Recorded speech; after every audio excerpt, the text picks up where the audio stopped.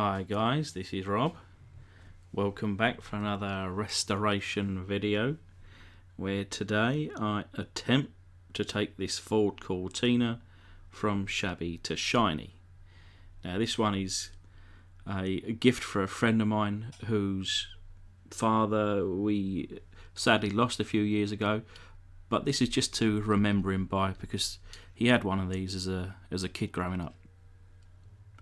So let's first of all start by removing the rivets, 3 rivets on this car.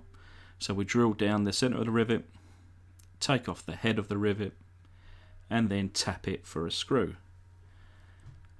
With the tap I use this 3-in-1 oil and the vise, just so that I don't drill through my hand. So with the screws in place, we can now read Matchbox Superfast number 55, Ford Cortina, made in England, 1979, Lesney Product & Co. So this is a 40-year-old toy, and she's a beauty. Nice little detail on the inside of the doors, great little detail on the back of the car, reading Cortina 1.6L, obviously the full badge and a registration number.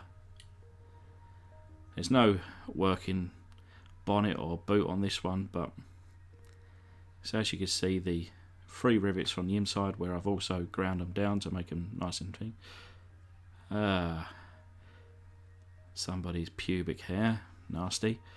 But going back to the base, as we can see, the headlight front section is part of the base, and there seems to be some kind of issue with the moulding, or perhaps kind of damage over the years, so I'll get to fix that.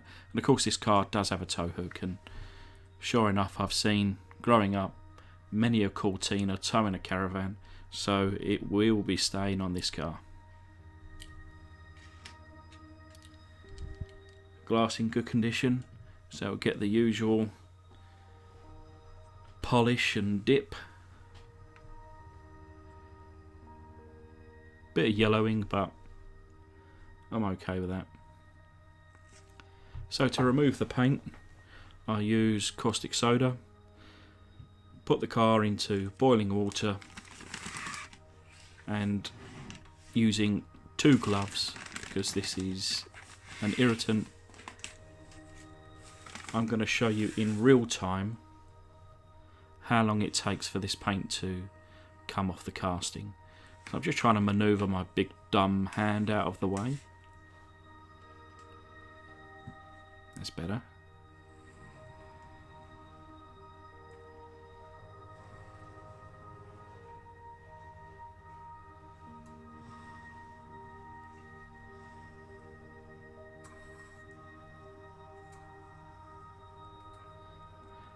So it feels like I'm back at school. It feels like I'm in the science lab, and this is a science experiment.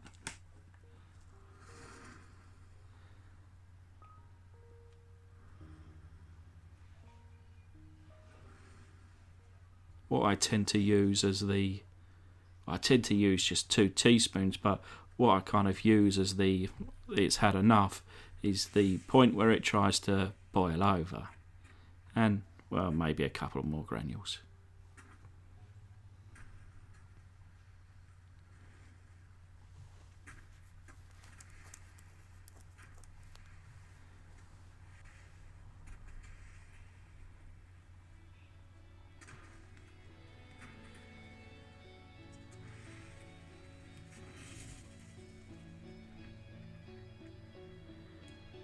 So certainly, please do be very careful if you're going to use this stuff. Now I'm just going to be putting the spoon back, making sure that it's all sealed for the next time. But as you can see, in real time, how long it takes for this caustic soda to work. Wearing a nice blue jumper today. Thank you for saying that it looks very nice. So getting the dentist toothpick out, so how long has it been? A minute or so? And we can see there's just a chunk of paint.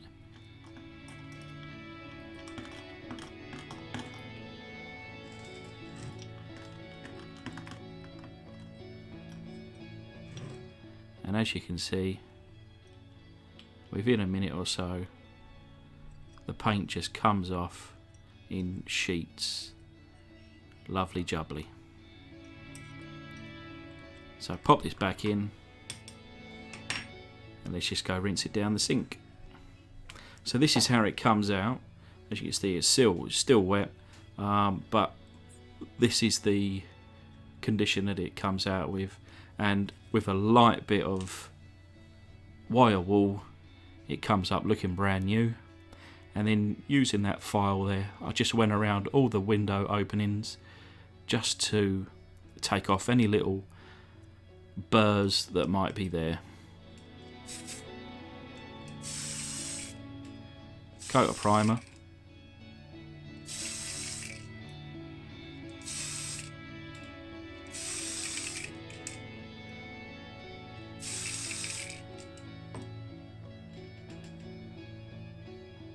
And with just that single coat,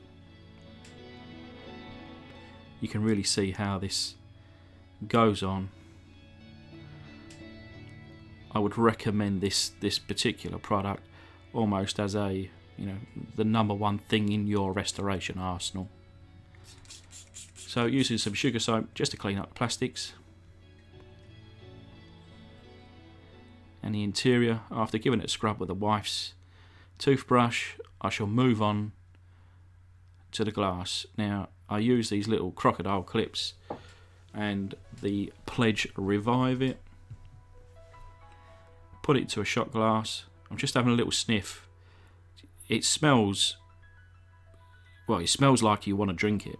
And I actually had to really force myself not to just shot that then. But let's just pop in the glass here, front and back. Just get it nicely covered. And then what's left over, I pour back into the bottle. I don't want to waste a drop.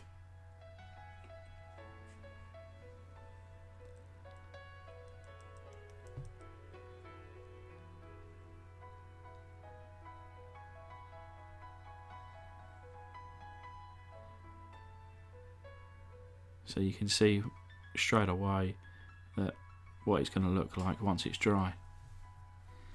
Now, as everything is drying, I'm going to turn my attention to the base to try and fix that little thing there. And with a bit of super glue and some baking powder, I managed to mould that nice and flat. As you can see, from the front and from the back, almost a repair that you can't even notice. Really happy with that. Now, with the base, I'm going to give it just a simple wire brush, and then I'm going to paint in some of these details.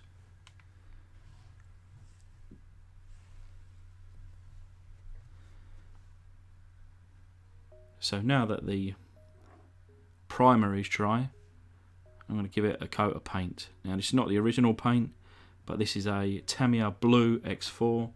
It's a similar blue to the car that my friend had growing up.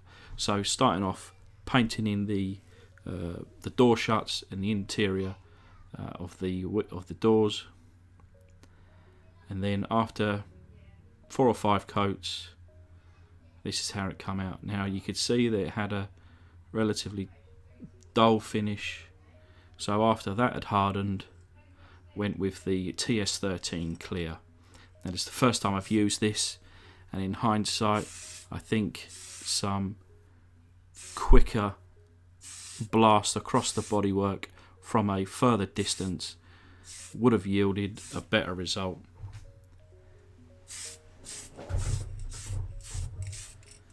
But I was still happy nonetheless.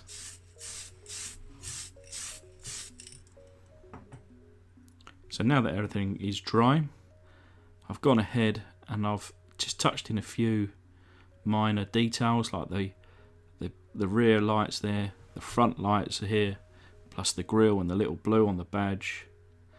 I've touched in the wheels with some silver.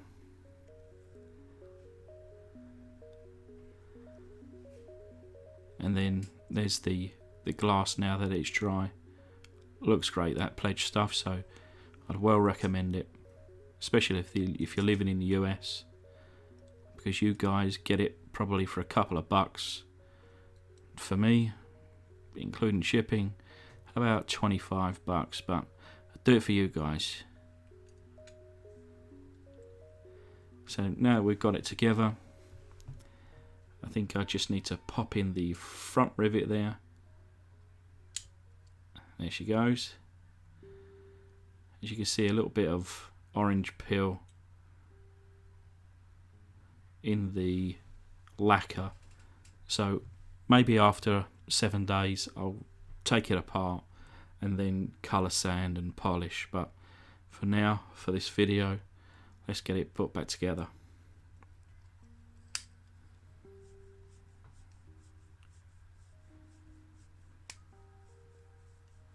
Quite a deep screw, this one.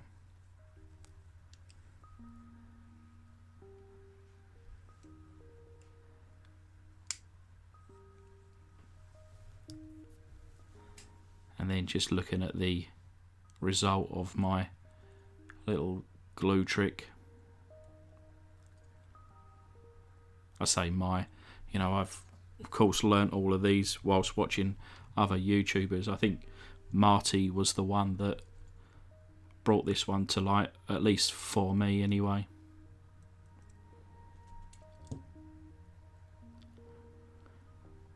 So in goes the last screw there.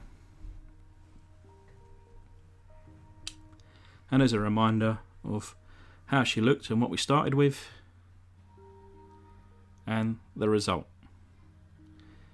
Shame I didn't push the door in fully, but it does sit flush. You'll have to trust me.